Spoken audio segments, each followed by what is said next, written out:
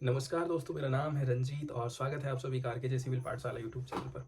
दोस्तों, आज हम एक मुद्दे के ऊपर चर्चा करने वाले हैं। पार्टिकुलरली ये बांग्लादेश और इंडिया के रिलेशनशिप को बताता है। अभी हाल फिलहाल में देखा जाए, बांग्लादेश की तरफ से डिमांड करी गई है कि आप शेख हसीना को बांग्लादेश को सौंप दीजिए। क्यों डिमांड करी जा रही है?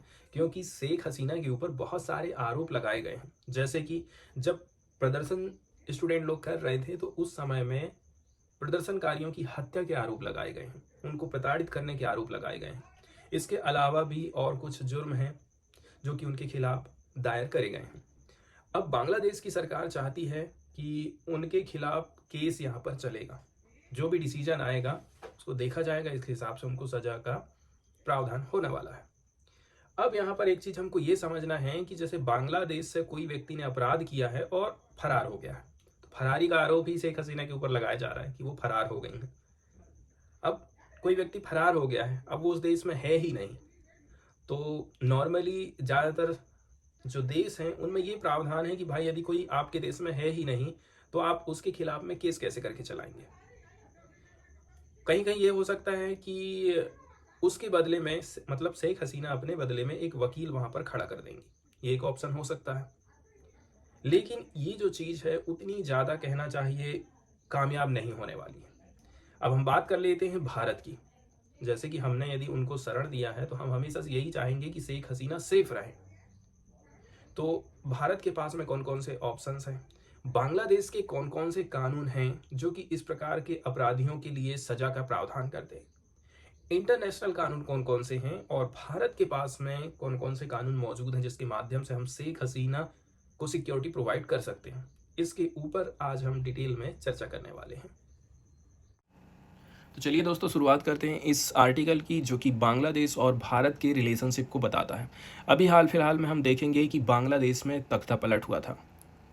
बहुत सारे प्रदर्शनकारियों के द्वारा इतनी ज़्यादा हालत ख़राब कर दी गई शेख हसीना की कि उनको अपनी कुर्सी छोड़ना पड़ा।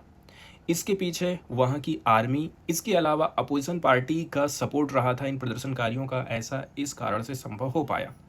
अब इनको यहाँ से भाग करके भारत में शरण लेनी पड़ी, क्योंकि यदि ये इनको मिल जाती तो हो सकता है कि इनको लोग जिंदा नहीं छोड़ते, जैसा कि इनकी फैमिली के साथ में पहले भी कभी हो चुका है।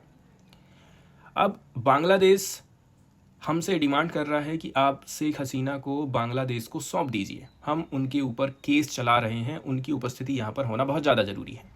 जब तक वो उपस्थित नहीं होंगी उनके खिलाफ में केस चलाने से कोई फ़ायदा ही नहीं है और केस पूरा एक तरफा रहेगा। अब अंतर्राष्ट्रीय कानून क्या कहते हैं, बांग्लादेश के पास क्या पावर है, क्या क्या कानून अवेलेबल हैं, इसके अलावा इंडिया के पास कौन कौन से कानून हैं जिसके माध्यम से हम शेख हसीना को सेफ्टी प्रोवाइड कर सकते हैं या फिर बचा सकते हैं। तो बांग्लादेश ने बोला है कि आप हमको न्यायिक प्रक्रिया के लिए शेख हसीना को सौंप दीजिए। बांग्लादेश की तो बर्खास्त प्रधानमंत्री शेख हसीना है। अगस्त 2024 में सरकारी विरोधी प्रदर्शन के दौरान नई दिल्ली में उनको शरण लेने के काफ़ी महीनों के बाद में बांग्लादेश ने 23 दिसंबर 2024 को औपचारिक रूप से भारत को बोला कि आप हमें न्यायिक प्रक्रिया के लिए शेख हसीना को सौंप दीजिए।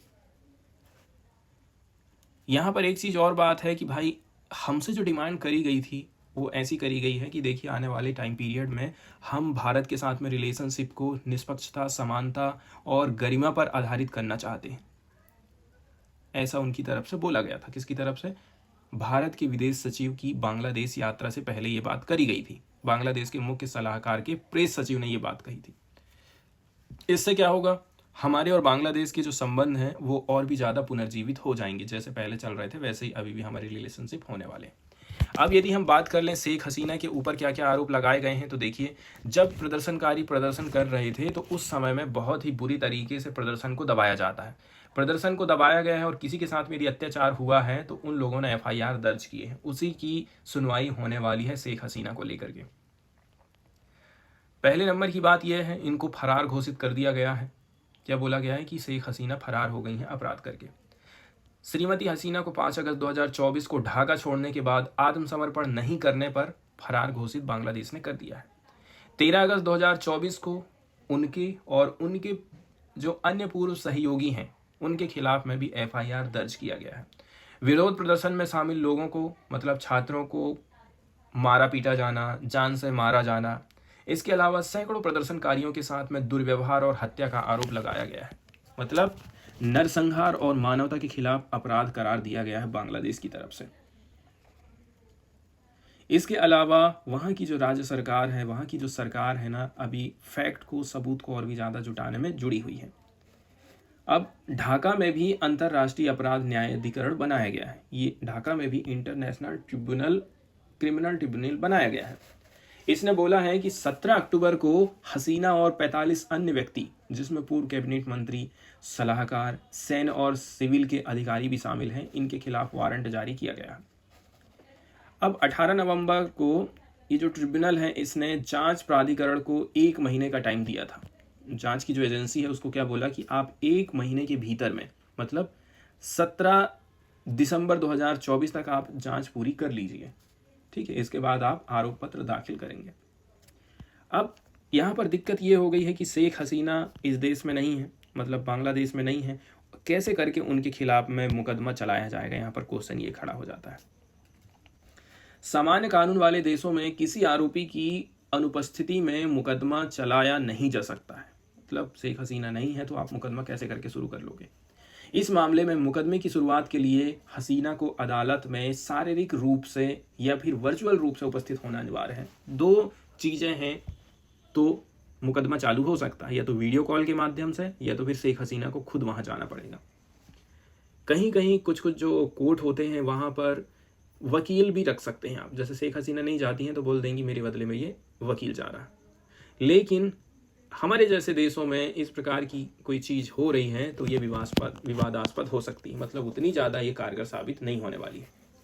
बांग्लादेश का कानून चलता है जिसको हम बोलते हैं आपराधिक प्रक्रिया संहिता 1898 की धारा 339B 339B के हिसाब से यदि देखा जाए, इसमें बोला जा रहा है कि किसी आरोपी व्यक्ति पर उसकी अनुपस्थिति में मुकदमा चलाया जा सकता है। ये काफ़ी पुराना कानून है यहाँ का, ठीक है। और अंतर्राष्ट्रीय आपराधिक न्यायालय की यदि हम बात करें, इंटरनेशनल तौर पर जो हम एक इंस्टीट्यूट बनाए हैं जिसका नाम है अंतर्राष्ट्रीय आपराधिक न्यायालय, यहाँ पर भी हाल ही में एक ऐसी मिसाल पेश करी गई है जहाँ पर बोला जा रहा है अपराधी यदि यहाँ पर नहीं भी है तो भी हम उसके ऊपर मुकदमा चला दे रहे हैं। यहाँ पर क्या एग्जाम्पल है इसको हम देख सकते हैं, जैसे कि जोसेफ कोनी का उदाहरण दिया जाता है। 29 अक्टूबर 2024 को आईसीसी के प्री ट्रायल चैम्बर ने संदिग्ध जोसेफ कोनी के खिलाफ आरोपों की पुष्टि की सुनवाई उसकी अनुपस्थिति में आयोजित कराने का फैसला लिया था। कोनी पर उत्तरी युगांडा में युद्ध अपराध और मानवता के खिलाफ अपराधों के 36 मामले लगाए गए हैं और 19 साल से ये फरार थे। अब वो तो मिलने वाला नहीं है, इसलिए हम क्या काम करेंगे, उसकी अनुपस्थिति में ही मुकदमा चला देते हैं कोर्ट में। अब हम चर्चा कर लेते हैं भारत के पास क्या क्या ऑप्शन है, भारत क्या कर सकता है। मतलब यहाँ पर भारत हमेशा से यही कोशिश करेगा कि हम शेख हसीना को कैसे करके बचा सकें। बांग्लादेश ने देखा जाए तो कूटनीतिक माध्यम से ये बात कही है भारत को, लेकिन भारतीय सरकार ने अभी तक इसके ऊपर कोई कमेंट नहीं किया है। पहले नंबर की बात तो ये है, हम ऐसे बाध्य भी नहीं है कि शेख हसीना को सौंप ही देंगे, ठीक है। हमारे ऊपर किसी का दबाव नहीं है। अंतर्राष्ट्रीय कानून क्या बोलता है, या तो प्रत्यर्पित कर दें या तो मुकदमा चलाएं। अंतर्राष्ट्रीय कानून ये कहता है। तो गंभीर अंतर्राष्ट्रीय अपराधों के आरोपियों को प्रत्यर्पित करने या उन पर मुकदमा चलाने की बाध्यता होती है, लेकिन भारत पर शेख हसीना को बांग्लादेश प्रत्यर्पित करने की कोई बाध्यता नहीं है, क्योंकि उन्होंने इस प्रकार से कोई गंभीर अपराध नहीं किए हैं। हम ऐसा सोच के चलते हैं। अब भारत और बांग्लादेश के बीच में 2013 में द्विपक्षीय प्रत्यर्पण संधि संपन्न हुई थी। प्रत्यर्पण संधि मतलब हमारे देश का कोई अपराधी बांग्लादेश गया है, बांग्लादेश का कोई अपराधी हमारे यहाँ पर भागा है, तो कैसे करके हम एक दूसरे देश को सौंपेंगे, इसके ऊपर 2013 में एक संधि पर हस्ताक्षर किए गए थे। भारत के पास में 1962 का भारतीय प्रत्यर्पण अधिनियम है, कानून है, जो कि प्रत्यर्पण के लिए एक ढांचा प्रोवाइड करता है। इस मामले में बांग्लादेश अनुरोध कर रहा है और भारत से अनुरोध किया जा रहा है।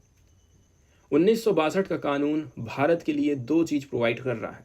पहले नंबर की बात यह है, ये जो चीज़ हुई है इनके साथ में वो एक राजनीतिक घटना है, राजनीतिक अपराध है, कोई गंभीर अपराध तो नहीं है, इसलिए हम आपको नहीं सौंप सकते।